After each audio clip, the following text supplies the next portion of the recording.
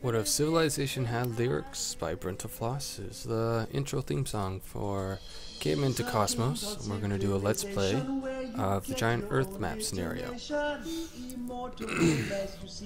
Now, there are a lot of features, so I'm going to try to cover as many as I can as I play along. This is the intro, so it's going to be rather busy and full. But if you see a feature that we missed, I'll try to go over it. Now, here's the giant Earth map scenario as we were talking about. We have three variations, but we're going to play on the pre-Columbian preset civilizations. This is my latest version with a lot of help with people like Philip Shaw, DRJ, Great Lord Pie, Hydromancer, Right Future, everyone else who's put out ideas. I've tried my best to work with them, put them in. I love the community, it's great. Okay, let's get this started. So, on the forums, we had a vote. I put up a list of civs that I think would be fun to play and show. We have about 50 on this list, starting from A all the way down to Z. Now, we had a tie between the Romans and the Persians. I did a tiebreaker with a random number generator, and the Persians won out. So we're going to be playing Cyrus of the Persian tribe. He is imperialistic, humanitarian, and a megalomaniac. Now, just for the sake of it, we didn't really change all too much, aside from the one trait, because Augustus is philosophical, whereas Cyrus is a humanitarian. So not much difference other than our starting positions, and they're both easily defensible.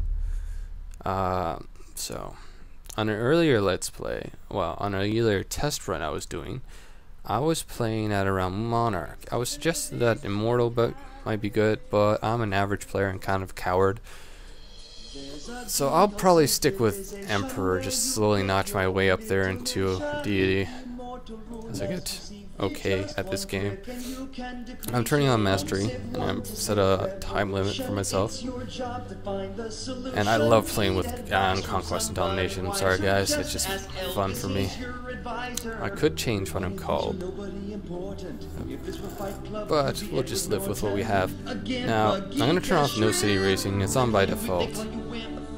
We'll go through more of these options later, but normally I play on Eternity, but I'm going to put it on Snail.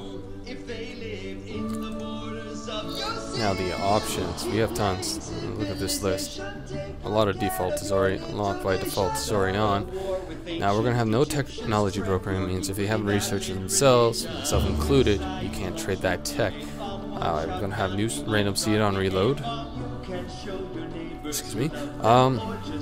We're all going to start as minor civs, so that means until we discover writing, we can't do diplomacy, and that works both ways. I know writing, they don't. I still can't do diplomacy.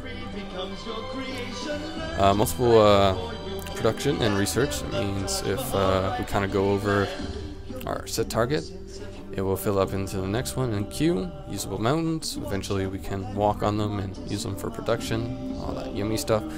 Start and destroy. The AI is not the greatest with this yet, but I kind of want to reward myself for, taking advantage of a situation like flanking, but I won't use it too cheesily. So I'll use it in appropriate situations. I'll try not to overkill. Advanced diplomacy. Anything that adds more options to the game sounds like awesome. So eventually we'll be doing trading options such as embassies to trading military and worker units, limited wonders because I don't like a set limit on what I build in my city. I don't know why, I like free flow. Generals for the barbarian, so if they're particularly good, they'll just spawn out a barbarian, probably attach it to a unit, and good luck. Assimilation. If we capture a city, we get to use the culture of that city. Now this correlates with a feature, the culture feature, so I'll explain that later. I'm gonna have Ruthless AI on just to make it a little bit more aggressive. I kind of like a more aggressive game. Great commanders. Now instead of attaching it to a unit or sending it as a great military leader in a city, we are going to have like a leader that grants passive bonuses to units of a stack. It's great fun. I'm gonna try to use it properly and not cheesily train it against animals. This doesn't need to be on, but it's good on preset maps. I mean, the blank no preset map for the giant earth mass scenario. Advanced economy, like these are all great. I find the AI works a little bit better with realistic culture spread in terms of founding cities, realistic corporations, religion decay. If you don't care about that religion, it'll slowly go away. That also means if you're trying to promote your religion, you're gonna have to really promote it, make sure that the other guy follows your religion and not just, you know, pay lip service to it. Now, I don't like diplomacy option like for victory, but I do like the options provided by the United Nations and the Apostolic Palace. It just adds another layer. Advanced espionage, guilds, modern corporations, advanced nukes, because, you know, better than the average nuke, I suppose. Divine prophets. This and choose religion should never be together. It's kind of cheesy. Well, I think it's cheesy. But divine prophets allows you to use a great prophet, what you will get on researching a religious text, say Buddhism, meditation for normally Buddhism, and you would get the great prophet, and because you have that tech, you could instantly found that religion. Now with choose your own religion, that means you can choose any religion in the game, and it's kind of broken. But it's great fun. It means if you didn't want to actually found that religion when you're researching through your tech tree, you could do whatever you want with that great prophet. You don't have to found a religion. You can research another tech, join up with a city. You have all these options. You just don't need to found it. That's all the options I've gone through, I believe. So we have our large list of lots of people. Everyone has 3 traits. It's 2 positives and a negative. Now let's get started. Now I'm gonna do a shout out to the Caveman Cosmos team. Keep up the good work. You guys are awesome. I love it. The community is great as well. So if you want to join up, do it. I'll provide a link somewhere in the description, I'd hope. If not, this is my reminder.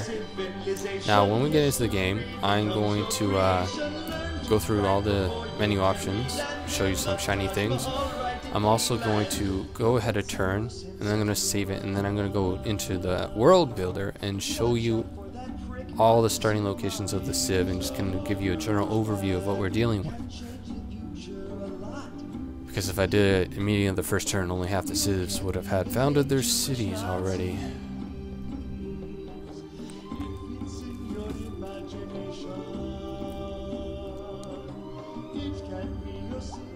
Aha, here we go.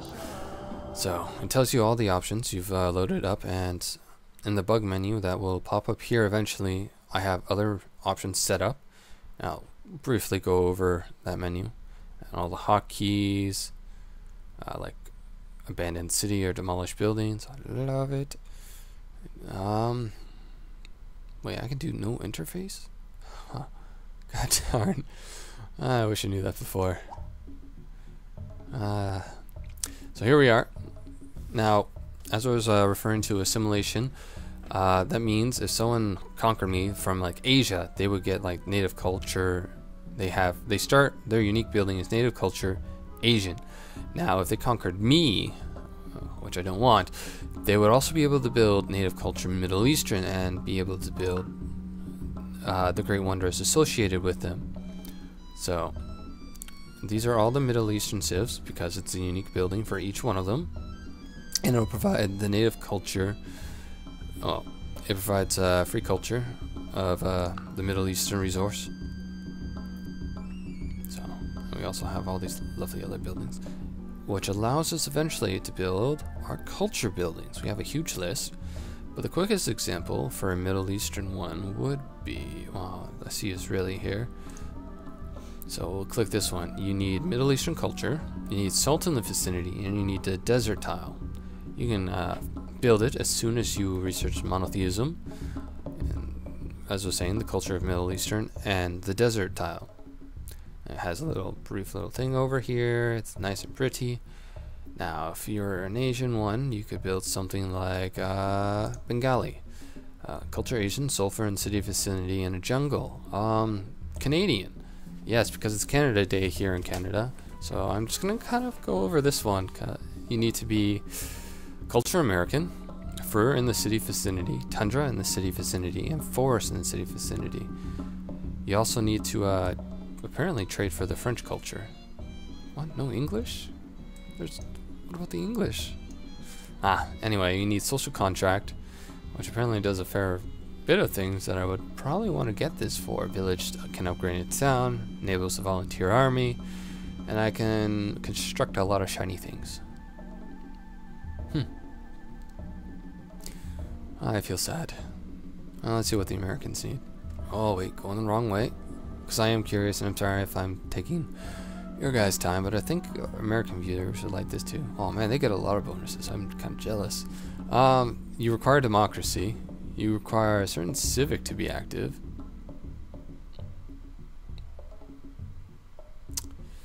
Probably democracy itself, actually, yes.